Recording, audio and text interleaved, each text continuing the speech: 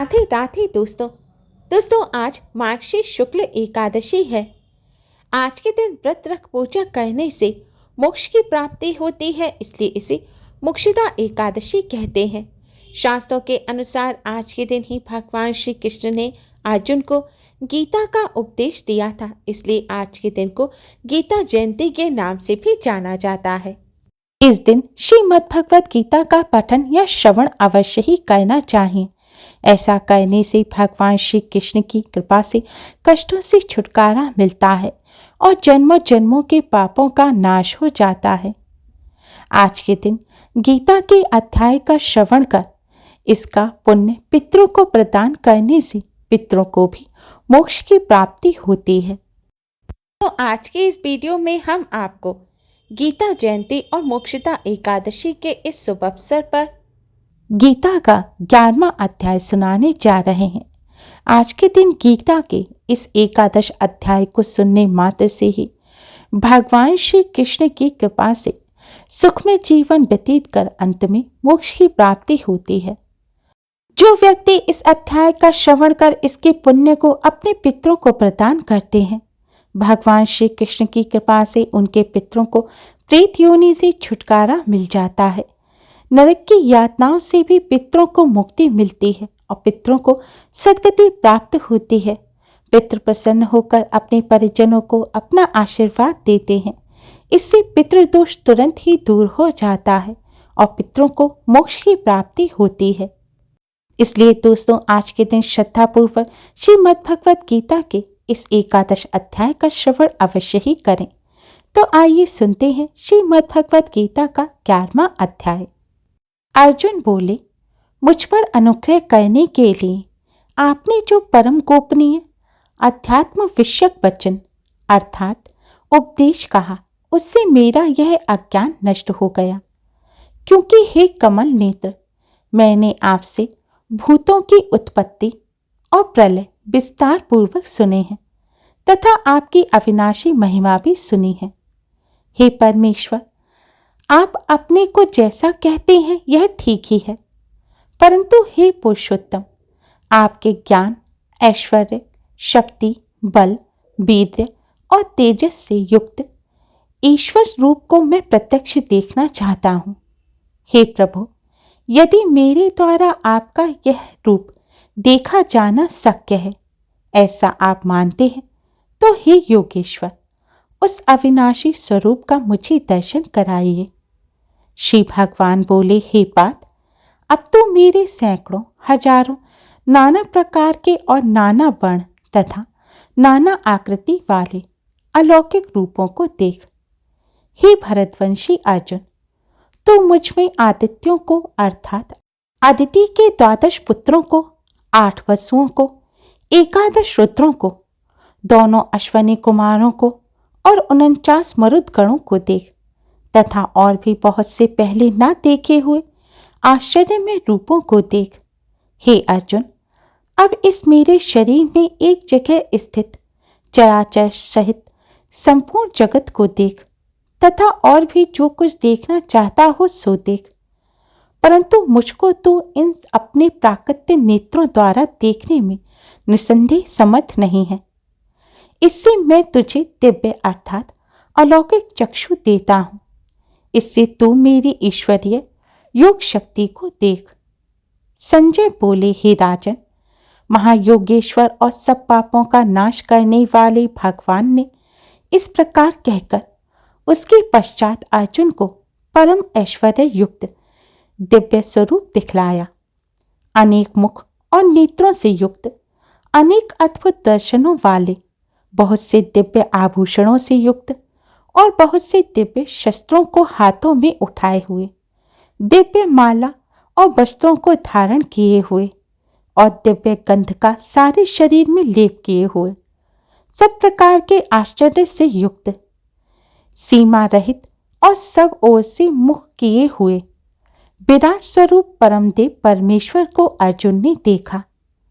आकाश में 1000 सूर्यों के एक साथ उदय होने से उत्पन्न जो प्रकाश हो, वह भी उस विश्व रूप परमात्मा के प्रकाश के सदृश कदाचित ही हो, पांडुपुत्र अर्जुन ने उस समय अनेक प्रकार से विभक्त अर्थात पृथक पृथक संपूर्ण जगत को देवों के देव श्री कृष्ण भगवान के उस शरीर में एक जगह स्थित देखा। उसके अनंतर वे आश्चर्य से चकित और पुलकित शरीर अर्जुन प्रकाश में विश्वरूप परमात्मा को श्रद्धा भक्ति सहित से प्रणाम करके हाथ जोड़कर बोले। अर्जुन बोले, हे देव, मैं आपके शरीर में संपूर्ण देवों को तथा अनेक भूतों के समुदायों को, कमल के आसन पर विराजित ब्रह्मा को, महादेव को और संपूर्ण ऋषियों को तथा दिव्य सर्पों को देखता हूँ। हे संपूर्ण विश्व के स्वामी, आपको अनेक भुजा, पेट, मुख और नेत्रों से युक्त तथा सब ओर से अनंत रूपों वाला देखता हूँ। हे विश्व रूप, मैं आपके ना तो अंत को देखता हूँ, न मध्य को, न आदि को ही। आपको मैं मुकुट युक्त, गदा युक्त और चक्र युक्त तथा सब ओर से प्रकाशमान तेज के पुंज, प्रज्वलित अग्नि और सूर्य के सदृश ज्योति युक्त, कठिनता से देखे जाने योग्य और सब ओर से अप्रमेय स्वरूप देखता हूँ। आप ही जानने योग्य परम अक्षर अर्थात परब्रह्म परमात्मा है। आप ही इस जगत की परम आश्रय हैं। आप ही अनादि धर्म के रक्षक हैं और आप ही अविनाशी सनातन पुरुष हैं, ऐसा मेरा मत है। आपको आदि अंत और मध्य रहित अनंत सामर्थ्य युक्त, अनंत भुजा वाले, चंद्र सूर्य रूप नेत्रों वाले, प्रज्वलित अग्नि रूप मुख वाले और अपने तेज से इस जगत को संतप्त करते हुए देखता हूँ। हे महात्मन, यह स्वर्ग और पृथ्वी के बीच का संपूर्ण आकाश तथा सब दिशाएं एक आप से ही परिपूर्ण है तथा आपके इस अलौकिक और भयंकर रूप को देखकर तीनों लोग अति व्यथा को प्राप्त हो रहे हैं। वे ही देवताओं के समूह आप में प्रवेश करते हैं और कुछ भयभीत होकर हाथ जोड़े आपके नाम और गुणों का उच्चारण करते हैं तथा महर्षि और सिद्धों के समुदाय कल्याण हो ऐसा कहकर उत्तम उत्तम स्तोत्रों द्वारा आपकी स्तुति करते हैं। जो 11 रुद्र और 12 आदित्य तथा 8 वसु, साध्यगण, विश्वेश देव, अश्वनी कुमार तथा मरुदगण और पितरों का समुदाय तथा गंधर्व, यक्ष, राक्षस और सिद्धों के समुदाय हैं। वे सभी विस्मित होकर आपको देखते हैं। हे महाबाहु, आपके बहुत मुख और बहुत नेत्रों वाले, बहुत हाथ, बहुत जंघा और पैरों वाले, बहुत उदरों वाले और बहुत सी दाढ़ों के कारण अत्यंत विकराल महान रूप को देखकर सब लोग व्याकुल हो रहे हैं तथा मैं भी व्याकुल हो रहा हूँ। क्योंकि हे विष्णु, आकाश को स्पर्श करने वाले दैदीप्यमान अनेक वर्णों से युक्त तथा फैलाए हुए मुख और प्रकाशमान विशाल नेत्रों से युक्त आपको देखकर भयभीत अंतकरण वाला मैं धीरज और शांति नहीं पाता हूँ। बाणों के कारण विकराल और प्रलय काल की अग्नि के समान प्रज्वलित आपके मुख को देखकर मैं दिशाओं को नहीं जानता हूँ और सुख भी नहीं पाता हूँ। इसलिए हे देवेश, हे जगन निवास, आप प्रसन्न हो। वे सभी धृतराष्ट्र के पुत्र राजाओं के समुदाय सहित आप में प्रवेश कर रहे हैं और भीष्म पितामह द्रोणाचार्य तथा वह कर्ण और हमारे पक्ष के भी प्रधान योद्धाओं के सहित सबके सब आपके दाणों के कारण विकराल भयानक मुख में बड़े बेग से दौड़ते हुए प्रवेश कर रहे हैं और कई एक चूर्ण हुए सिरों सहित आपके दांतों के बीच में लगे हुए देख रहे हैं। जैसे नदियों के बहुत से जल के प्रवाह स्वाभाविक ही समुद्र के ही सम्मुख दौड़ते हैं अर्थात समुद्र में प्रवेश करते हैं, वैसे ही वे नरलोक के वीर भी आपके प्रज्वलित मुखों में प्रवेश कर रहे हैं। जैसे पतंग मुंहपश नष्ट होने के लिए प्रज्वलित अग्नि में अति वेग से दौड़ते हुए प्रवेश करते हैं, वैसे ही ये सब लोग भी अपने नाश के लिए आपके मुखों में अति वेग से दौड़ते हुए प्रवेश कर रहे हैं। आप उन संपूर्ण लोकों को प्रज्वलित मुखों द्वारा ग्रास करते हुए सब ओर से बार बार चाट रहे हैं। हे विष्णु, आपका उग्र प्रकाश संपूर्ण जगत को तेज के द्वारा परिपूर्ण करके तपा रहा है। मुझे बतलाइए कि आप उग्र रूप वाले कौन हैं? हे देवों में श्रेष्ठ, आपको नमस्कार है। आप प्रसन्न होइए। आदि पुरुष, आपको मैं विषय रूप से जानना चाहता हूँ, क्योंकि मैं आपकी प्रवृत्ति को नहीं जानता। श्री भगवान बोले, मैं लोकों का नाश करने वाला बड़ा हुआ महाकाल हूँ। इस समय इन लोकों को नष्ट करने के लिए प्रवृत्त हुआ हूँ। इसलिए जो सेना में स्थित योद्धा लोग हैं, वे सब तेरे बिना भी नहीं रहेंगे, अर्थात तेरे युद्ध न करने पर भी इन सब का नाश हो जाएगा। अतः तू उठ, यश प्राप्त कर और शत्रुओं को जीतकर धन धान्य से संपन्न राज्य को भोग।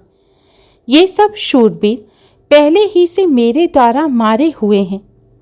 हे सव्य साचिन, तू तो केवल निमित्त मात्र बन जा। द्रोणाचार्य और भीष्म पितामह तथा जयद्रथ और कर्ण तथा और भी बहुत से मेरे द्वारा मारे हुए शूरवीर योद्धाओं को तू मार। भय मत कर, निसंदेह तू युद्ध में बैरियों को जीतेगा, इसलिए युद्ध कर। संजय बोले, केशव भगवान के इस वचन को सुनकर मुकुटधारी अर्जुन हाथ जोड़कर कांपता हुआ नमस्कार करके फिर भी अत्यंत भयभीत होकर प्रणाम करके भगवान श्री कृष्ण के प्रति गदगद वाणी से बोला। अर्जुन बोले, हे अंतर्यामिन, यह योग्य ही है कि आपके नाम, गुण और प्रभाव के कीर्तन से जगत अति हर्षित हो रहा है और अनुराग को भी प्राप्त हो रहा है, तथा भयभीत राक्षस लोग दिशाओं में भाग रहे हैं और सब सिद्ध गणों के समुदाय नमस्कार कर रहे हैं। हे महात्मन, ब्रह्मा के भी आदिकर्ता और सबसे बड़े आपके लिए वे कैसे नमस्कार ना करें, क्योंकि हे अनंत, हे देवेश, हे जगत निवास, जो सत असत और उन सबसे परे अक्षर अर्थात सच्चिदानंद घन ब्रह्म है, वह आप ही हैं। आप आदि देव और सनातन पुरुष हैं। आप इस जगत के परम आश्रय और जानने वाले तथा जानने योग्य और परम धाम हैं। हे अनंत रूप, आपसे यह सब जगत व्याप्त अर्थात परिपूर्ण है। आप वायु, यमराज, अग्नि, वरुण, चंद्रमा, प्रजा के स्वामी ब्रह्मा और ब्रह्मा के भी पिता हैं। आपके लिए हजारों बार नमस्कार है। नमस्कार हो आपके लिए फिर भी बार बार नमस्कार नमस्कार। हे अनंत सामर्थ्य वाले, आपके लिए आगे से और पीछे से भी नमस्कार। हे सर्वात्मम, आपके लिए सब ओर से ही नमस्कार हो, क्योंकि अनंत पराक्रमशाली आप समस्त संसार को व्याप्त किए हुए हैं। इससे आप ही सर्वरूप हैं। आपके इस प्रभाव को ना जानते हुए आप मेरे सखा हैं, ऐसा मानकर प्रेम से अथवा प्रमाद से भी मैंने हे कृष्ण, हे यादव, हे सखे, इस प्रकार जो कुछ बिना सोचे समझे हठात कहा है। और हे अच्युत, आप जो मेरे द्वारा विनोद के लिए विहार, शय्या, आसन और भोजन आदि में अकेले अथवा उन सखाओं के सामने भी अपमानित किए गए हैं, वह सब अपराध अप्रमेय स्वरूप अर्थात अचिंत्य प्रभाव वाले आपसे मैं क्षमा करवाता हूँ। आप इस चराचर जगत के पिता और सबसे बड़े गुरु एवं अति पूजनीय हैं। हे अनुपम प्रभा वाले, तीनों लोकों में आपके समान भी दूसरा कोई नहीं है, फिर अधिक तो कैसे हो सकता है। अतएव हे प्रभु, मैं शरीर को भली भांति चरणों में निवेदित कर प्रणाम करके स्तुति करने योग्य आप ईश्वर को प्रसन्न होने के लिए प्रार्थना करता हूँ। हे देव, पिता जैसे पुत्र के, सखा जैसे सखा के और पति जैसे प्रियतमा पत्नी के अपराध सहन करते हैं, वैसे ही आप भी मेरे अपराध को सहन करने योग्य हैं। मैं पहले ना देखे हुए आपके इस आश्चर्यमय रूप को देखकर हर्षित हो रहा हूँ और मेरा मन भय से अति व्याकुल भी हो रहा है। इसलिए आप उस अपने चतुर्भुज विष्णु रूप को भी मुझे दिखलाइए। हे देवेश, हे जगन निवास, प्रसन्न होइए। मैं वैसे ही आपको मुकुट धारण किए हुए तथा गदा और चक्र हाथ में लिए देखना चाहता हूँ।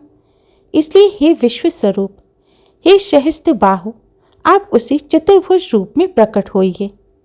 श्री भगवान बोले, हे अर्जुन, अनुग्रह पूर्वक मैंने अपनी योग शक्ति के प्रभाव से यह मेरा परम तेज में सबका आदि और सीमा रहित विराट रूप तुझको दिखलाया है, जिसे तेरे अतिरिक्त दूसरे किसी ने पहले कभी नहीं देखा था।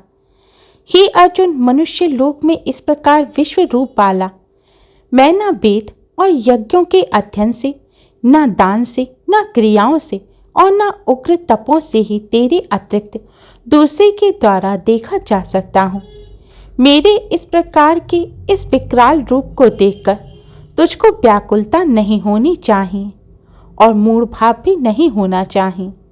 तू भय रहित और प्रीति युक्त मन वाला होकर उसी मेरे इस शंख चक्र गदा और पद्म युक्त चतुर्भुज रूप को फिर देख। संजय बोले, वासुदेव भगवान ने अर्जुन के प्रति इस प्रकार कहकर फिर वैसे ही अपने चतुर्भुज रूप को दिखलाया और फिर महात्मा श्री कृष्ण ने सौम्य मूर्ति होकर इस भयभीत अर्जुन को धीरज दिया। अर्जुन बोले, हे जनार्दन, आपके इस अति शांत मनुष्य रूप को देखकर अब मैं स्थिरचित्त हो गया हूँ और अपनी स्वाभाविक स्थिति को प्राप्त हो गया हूँ। श्री भगवान बोले, मेरा जो चतुर्भुज रूप तुमने देखा है यह सुदूरदर्श है, अर्थात इसके दर्शन बड़े ही दुर्लभ हैं। देवता भी सदा इस रूप के दर्शन की आकांक्षा करते रहते हैं।